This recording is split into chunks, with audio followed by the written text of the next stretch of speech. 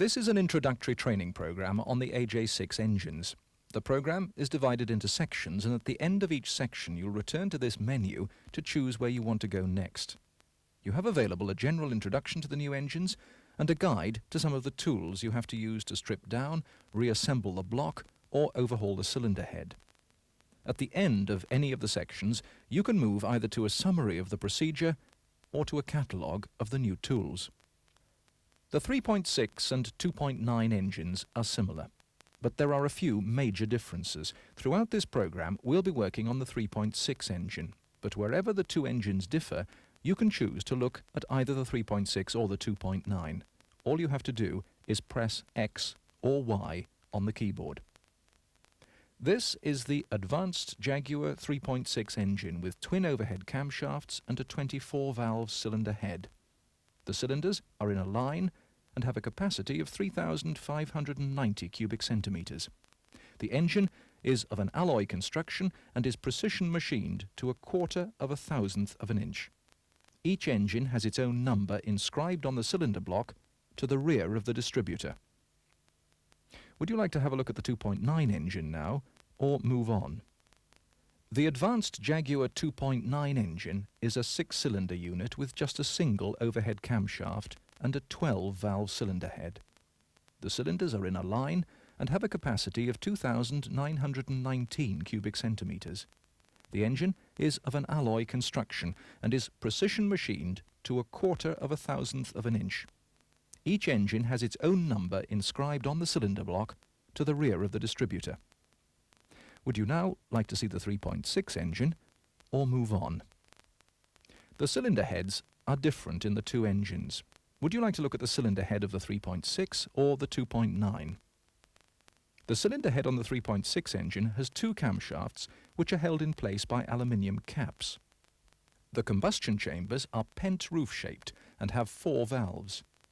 Although these valves are smaller in diameter than on a conventional engine, they give more port area, and the operating gear has less stress applied to it. The use of 4 valves increases the power at high engine revolutions and allows an efficient combustion of fuel. Do you want to see the 2.9 cylinder head now, or move on? The cylinder head on the 2.9 engine was designed by Michael May, and hence the name May Head. The combustion chamber, sometimes called the fireball chamber, has 2 zones: a small compression area underneath the inlet valve and an area beneath the exhaust valve where the spark plug is located.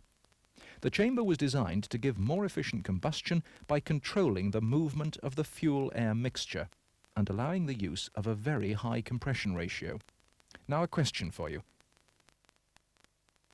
What is the main advantage of the May combustion chamber?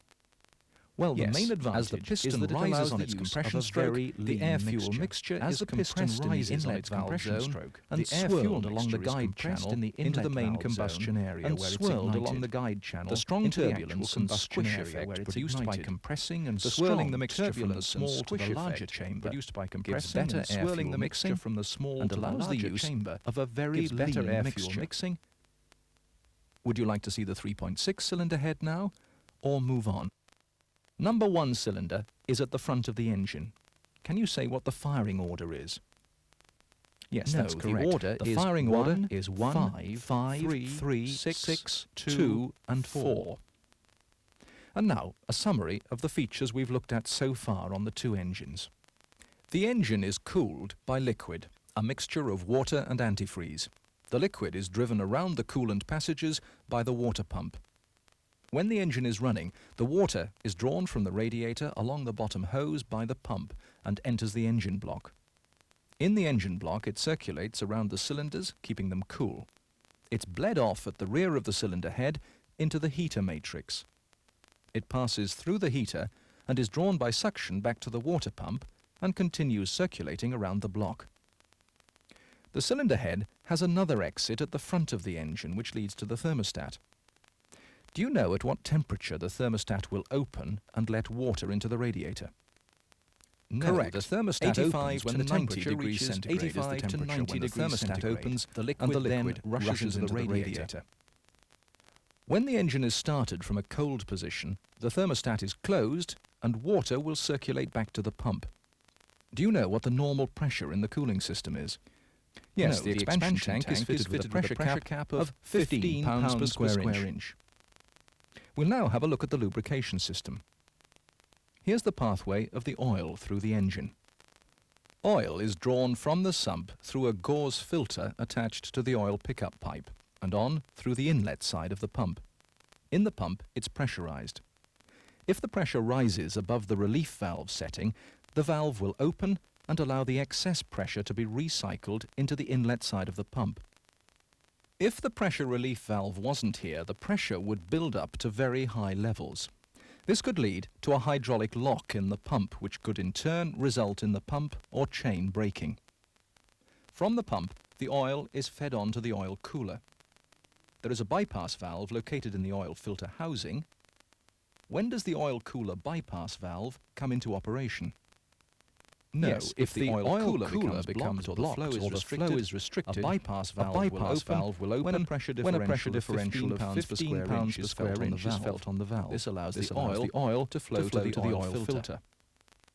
From the oil cooler, the oil is fed through the oil filter and on to the oil gallery. If the oil filter becomes blocked or restricted, a bypass valve will open when again a pressure differential of 15 pounds per square inch is felt on the valve, allowing oil to pass into the engine oil gallery. Now that the water and oil systems have been looked at, it's time to consider how to lift the engine out of the car in preparation for an overhaul. Have you noticed that both engines are tilted in the frame at 15 degrees from the vertical? This is to allow room for the induction manifold. To lift the engine out, you need to use special lifting brackets. Do you want to see the ones for the 3.6 or the 2.9 engine? These are the 3.6 lifting brackets. They should be positioned on the longer studs at the front and rear of the induction manifold. Do you now want to see the lifting brackets for the 2.9 engine? These are the lifting brackets you'll need for the 2.9 engine. They're positioned at the front and rear of the induction and exhaust manifolds. Do you want to see the 3.6 lifting brackets now, or move on? Finally, what do you think? Does it matter if you forget to remove the lifting brackets when you replace the engine? No, correct. The bonnet will be badly damaged if you don't remove the lifting hooks when you replace the engine, so don't forget them. The introduction has shown you not only how to position the lifting brackets, but also the two different cylinder heads and the flow of both water and oil in the engines. That's all you need to know to move on to the strip down. In this section of the program, the engine will be stripped down. New features of the 3.6 and 2.9 engines will be shown, as well as some of the new tools. For demonstration, the 3.6 engine will be used, but where there are differences with the 2.9, choose which one you want to look at. For instance, the two engines have different camshaft covers. Which one do you want to see, the 3.6 or the 2.9? When the camshaft cover is removed, notice that the plug well seals and the camshaft cover seal are made in a U shape. The camshaft seal in the 2.9 engine is different. Do you wish to see it or move on? Here you see the camshaft cover on the 2.9 engine being removed. Take a look at the gasket. What do you think it's made of? Actually, Yes, it's a paper gasket. Gaskets are often made of cork, rubber or asbestos, but can be used here because there's very little oil in this area. Now, do you want to see the seals on the 3.6 engine or continue? Once the camshaft cover has been removed, the next step is to take out the camshafts. However, the engine has to be in a certain position when you do this. What do you think that position is? No, Yes, the correct position is top TDC is the correct position. This is always the safest position for the engine to be in when you're working. There is a special tool to check the camshafts are at TDC. For the 3.6 engine, the camshaft timing tool is 18G 1433. This tool checks that the cutout on the camshaft is in the top position. It must slot in exactly. If it doesn't, the camshaft timing will be out, which will result in poor engine performance and may lead to erratic idling. What will you do to check the other cam on the 3.6? Yes, on the 3.6 engine, the tool is reversed for checking the other cam. It must touch both sides of the head. This is the tool for the 2.9 engine. C3993 is much smaller, of course, because there's only one camshaft to check. Now that you've made sure these camshafts are at TDC, let's see how the upper hydraulic tensioner is removed. First of all, would you loosen the bolts on the tensioner first, or the AF bolts on the sprocket? Don't loosen these bolts, or you'll jack the housing apart and move the cam off TDC. The four AF bolts on each sprocket that drive the cams should be loosened first. This will prevent chain movements turning the cam off TDC. The rest of the process is different on the 3.6 and 2.9. Which engine do you want to see? On the 3.6 engine, after loosening the 8 AF bolts, you should pull out the valve with a pair of pliers. Then detension the tensioner with a 3mm Allen key, which you turn fully clockwise. What do you think it means when you hear a click like this? Yes, no, click means the chain has been detensioned properly. If the chain has not been detensioned correctly, the tensioner could drop inside the timing cover. Do you want to see the detensioning procedure on the 2.9 now, or carry on? On the 2.9 engine, you use a hook, JD101, to tension and detension the chain. Here you can see the hook in action. Do you want to see the tensioner being detensioned on the 3.6 engine now, or move on? There may be times when the work you wish to do doesn't require the removal of the cylinder head. In this case, remove the camshaft caps, beginning with the second one. As each cap is removed, it should be replaced with dummy caps, 18G1435 in the catalogue. On the 3.6 engine, a special procedure called the SPS system must be used to tighten the cylinder head bolts. Do you want to see the SPS system for the 3.6 engine, or the procedure for the 2.9? The SPS system gives maximum clamping load on the securing bolts and nuts. To follow the SPS procedure on the 3.6 engine, you'll need a torque wrench, a conventional wrench with a circular plate positioned above it, or a snap-on 90-degree plate. First, the bolts should be torqued down to 38 to 40 pounds-feet.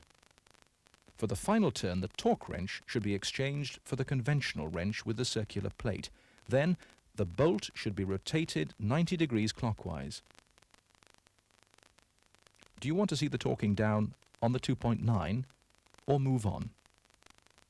On the 2.9 engine, the cylinder head nuts are simply torqued to 52 pounds-feet. The SPS system is not used on this engine. Do you want to see the SPS system used on the 3.6 now, or continue? The first cap to be removed is the second one.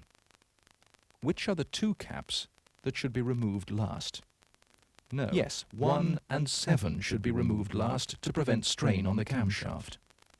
Now, let's get back to the normal strip-down procedure where the cylinder head is removed. When the intermediate sprocket seal is removed, this is the tool to use, JD118. This tool is also used on another seal. Do you know which seal? No, yes, the JD118 is also used to remove the seal on the auxiliary shaft. The next stage is to remove the crankshaft pulley. Remember to mark the pulley before removing the 4 bolts which hold the pulley on. Then fit tool 18G1437, the front pulley lock, to prevent the crankshaft turning while you remove or replace the crankshaft pulley bolt. Remove 18G1437 and fit 18G1436 to withdraw the pulley from the crankshaft. Tool JD128 is used to remove the timing cover oil seal without removing the timing cover. Now, back to the normal strip-down procedure where the timing cover is now removed to reveal the chains. The chain layout on the 3.6 and the 2.9 engine is very similar. This is the 3.6 engine from the front. The center chain is duplex. It's driven from the crankshaft, and in turn it drives the intermediate gear above and the auxiliary gear above and to the left-hand side of the cylinder block of the engine. The auxiliary gear drives the distributor via a set of 2-to-1 reduction gears, as well as the power steering pump. The top chain, also duplex, is driven by the outer sprockets of the intermediate gear, so achieving the necessary 2-to-1 reduction in speed. This chain drives the twin camshaft gears above the cylinder block. The simplex chain at the bottom drives the oil pump gear directly from the crankshaft gear. The center chain is guided by 2 static dampers and a pivoting damper controlled by a hydraulic tensioner assembly. The arrangement of the top chain on the 3.6 and the 2.9 is slightly different. On the 3.6, the top chain is guided by 2 static dampers and a pivoting damper controlled by a hydraulic assembly. On the 2.9 engine, the upper tensioner is a Morse tensioner, and there is 1 static damper. The oil pump chain on both engines has 1 manually adjusted tensioner. Which is the auxiliary gear? No, yes, the auxiliary gear is above the crankshaft and to the left of the cylinder block when viewed from the front. Is the center chain duplex or simplex? No, yes, the center chain, which drives both the intermediate and auxiliary gears, is duplex. Which of the other 2 chains is duplex? No, yes, the top chain, which drives the camshaft gears, is also duplex. The bottom chain, which drives the oil pump gear, is simplex. What is the required reduction ratio? No, yes, that is right. Reductions of 2 to 1 are achieved via a set of spiral gears to allow the auxiliary shaft to drive the distributor, and via the different sizes of the 2 intermediate gears from which the camshaft's drive is taken. Is there a hydraulic assembly on the top chain in the 3.6? Yes, no, there is. A hydraulic tensioner assembly controls the pivoting damper, which controls the pivoting damper. On the 2.9, remember, there is a Morse tensioner. If you want to work on the chains without removing the engine from the car, you can split one of the chains, which will give you access to the others. Which chain do you think it is? Yes, no, the oil pump, which is single link, is easier to split. The best one to split. There is a special tool, the JD130, that will split and rejoin the chain. The tool should be put in place like this. Fit the retaining plate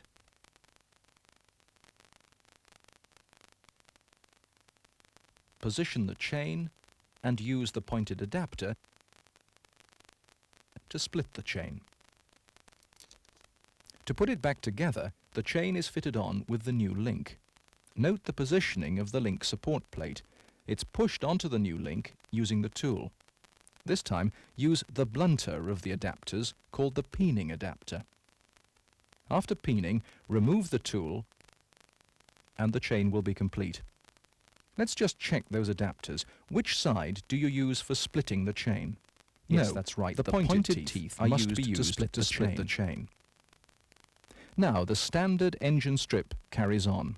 The timing cover has been taken off so that the sump can be removed. And here are the oil pickup, the oil pump, and the windage trays. What's the purpose of these trays? No, yes, correct. They prevent oil being thrown up into the crankcase. With the sump off, all the sprockets and chains can be removed. Using JD118, remove the seal on the auxiliary shaft. JD118 is screwed in and will grip the center of the seal. If the center bolt is tightened now, it will pull the seal out. With the oil seal out, you can remove the shaft securing circlip, the drive gear sprocket, and the washer. Then lift off the oil pump, oil pickup, and windage trays. Now there's access to the big end and main bearings and the heart of the AJ-6 engine, the pistons.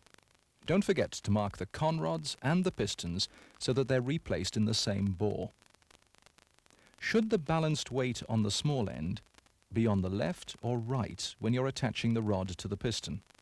No, yes, the conrod should be attached with the balanced weight on the small end and attach the conrod with the balanced weight on the small end with the to the left front, like this. Having removed the pistons, have a look at the crankshaft, which as you can see is supported by 7 iron bearing caps. The crankshaft is nitrocarburized to produce a very high quality finish. This will be destroyed if the shaft is reground. Thrust washers fitted either side of the center main housing control the crankshaft end float. The strip down is now complete. This section picks out some of the essential steps in reassembling the block, again showing you some new tools. The demonstration engine is the 3.6, but as before, if the 2.9 engine is radically different, you'll be able to choose which engine to look at. Before assembly of any components, make sure everything's been washed and dried thoroughly. The first procedure will be fitting main bearing shells to the cylinder block. The shells should be lubricated with clean engine oil. Has this thrust washer been fitted correctly? No, Yes, the thrust washers should be mounted with the grooved side facing the shaft. Having fitted the crankshaft, you'll need to fit the bearings. The sequence you tighten them in is important. Can you complete the sequence here? Yes, no, after that's 1 correct. and 2 here, You zigzag do this one next, out from the then center, zigzag out to to 4, 5, 6 and 7. When refitting the pistons, use service tool 18G55A to compress the rings, though don't over-tighten them. The mark front should be facing the front when putting the piston into the bore. Remember that the nuts should be torqued up. When you come to removing or replacing the crankshaft rear oil seal, you'll need JD 553 and 18G134. These are operated in a hydraulic press. The new seal is supplied with a plastic sleeve and protector ring actually inside the seal. When would you take the protection ring out? At this stage or later? Yes, No, it is not very yet. important It is very not to important remove not the to ring remove the ring until the until seal housing is back on the engine, as this keeps the seal in a circular shape and protects it while the housing is replaced on the engine. Having replaced the seal, you can fit the windage trays, pump and oil pickup. And now let's take a look at the sprockets. The oil pump drive sprocket has to be directly in line with the crankshaft sprocket. The shims are to keep the two in line. To remove the intermediate sprocket bearing, you'll need the tool 18G1434-1, the jackshaft inner bearing remover. This tool is used to remove 2 bushes in the timing cover, 3 in the block. The end flanges grip the bearing and it's pulled out as the nut is tightened. Where is the oil for the intermediate sprocket fed from? Yes, No, that's it's right. from the bottom drilling through the oil feed hole here, which must line up with the drilling in the cylinder block when you're refitting the bearing. The new bearing is fitted with 18G1434-4. Which end of the tool are you going to use to fit the bearing? Yes, No, use it with the flange towards the block. Drift the bush in until it's flush with the block surface. Now you can refit the chains and sprockets. When you remove the ball valve from the lower hydraulic tensioner housing, how can you check that it's free? Yes, No, shake it to see if it rattles. If it doesn't, replace the valve assembly. And what can you see being removed here? Yes, No, an O-ring. Once an O-ring has been removed, it must be replaced. You can't use it again as the rubber stretches and deteriorates with use. The lower hydraulic tensioner should be released by pushing the tensioner back into the housing. This will tension the center chain. You'll also need to make sure the damper is parallel with the chain. If it isn't, there's a danger of the chain being tensioned with the damper, and this would wear the damper very quickly. The oil pump chain damper, which you'll remember is manually adjusted, should be held in place while tightening the securing bolts with thumb pressure only. And now the tool 18G1469, which you probably already know. What are you going to use it for? To replace the intermediate sprocket bearings, or the seal on the auxiliary shaft, or the timing cover oil seal? Yes, 18G1469 is used to replace the seal on the auxiliary shaft and the intermediate sprocket. JD129 is the tool used to fit the timing cover oil seal. This tool makes sure that the timing cover seal is flush with the cover. The last step in the reassembly of the block is to put the drive plate or flywheel on. In the next section, you'll be able to see the cylinder head overhauled. In this section, the cylinder head will be overhauled. Some of the important points about this procedure and the new tools involved will be shown. Again, the demonstration engine is the 3.6, but where the 2.9 differs, you'll be able to choose which engine you want to look at. First, the extraction of the cam followers. Here you can also see the selective adjustment shims. Do you want to see the valve springs being compressed on the 3.6 or the 2.9? On the 3.6, engine tool MS1519A is used, like this, to compress the valve springs. There is only one spring retained by captive cotters. Do you want to see the valve springs being compressed on the 2.9 now, or move on? On the 2.9, JD6118C is used, like this, to compress the valve springs. These valves have two springs. Are the valves steel, hardened shaft, or sodium-filled? Yes, No, they're they are sodium-filled because of the because extremely sodium will high dissipate temperatures heat in the May extremely high combustion temperatures chamber. generated in the May combustion chamber. Do you now want to see the valve springs being compressed on the 3.6 or carry on with the program? The valve guides should be checked for wear by inserting a new valve into the guide. The valve should be lifted 3 mm and rocked sideways. It shouldn't move across its seat more than 0.5 of a millimetre. More than that, and the guide must be replaced. You'll need tool 18G1432 to drift out the old guide. Whenever valves are replaced, the seats should be recut before the valves are lapped. On the 3.6 engine, the service tool to use is the MS204. On the 2.9 engine, the service tool is the MS621. Not all the valves have oil seals. Which ones do? The inlet valves or the exhaust?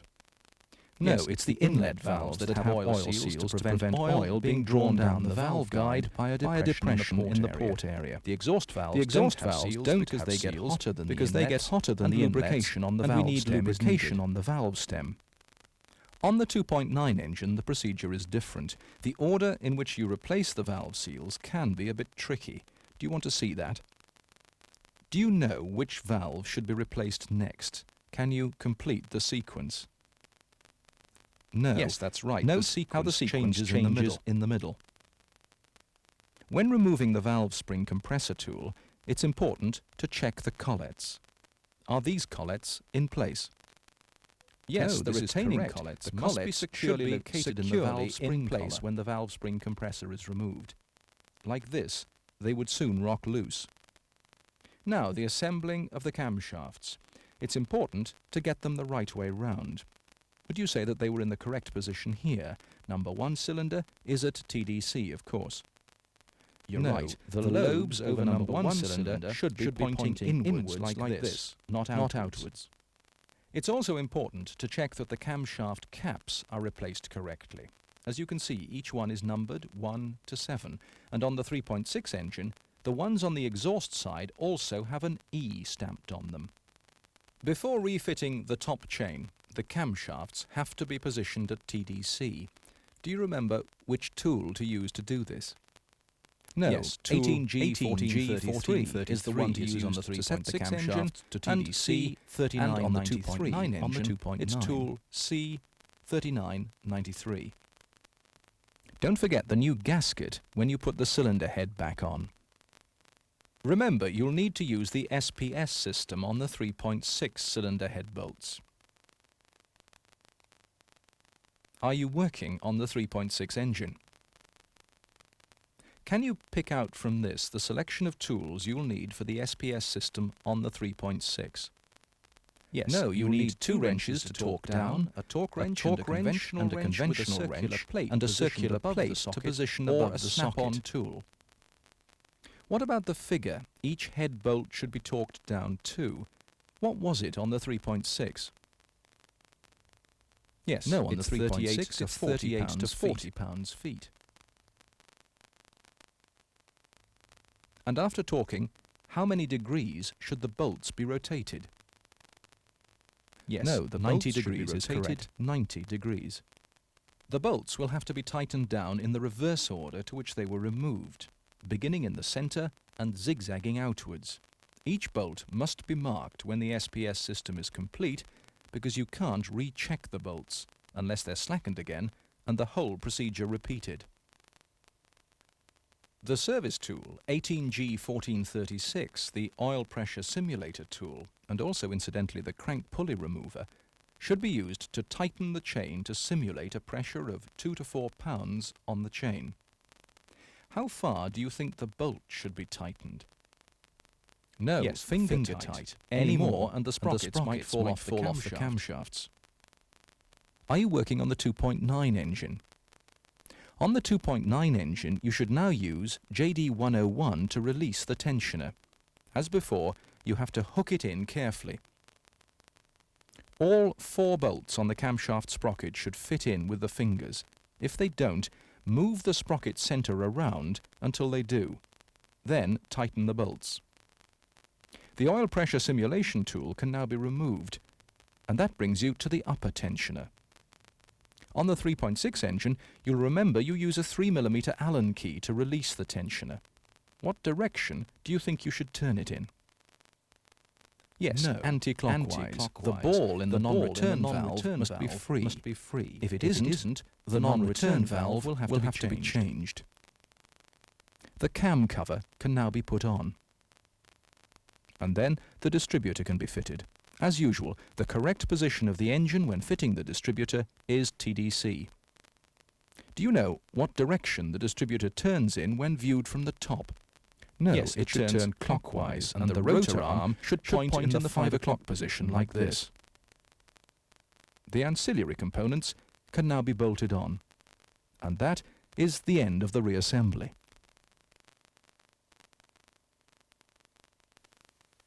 Yes, No, that's it's right. From the bottom drilling through the oil feed hole here. The new bearing is fitted with 18G1434-4. Which end of the tool are you going to use to fit the bearing?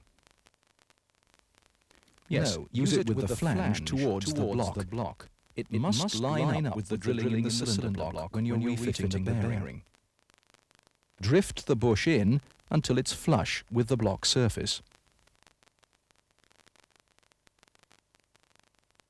And now the tool 18G1469, which you probably already know.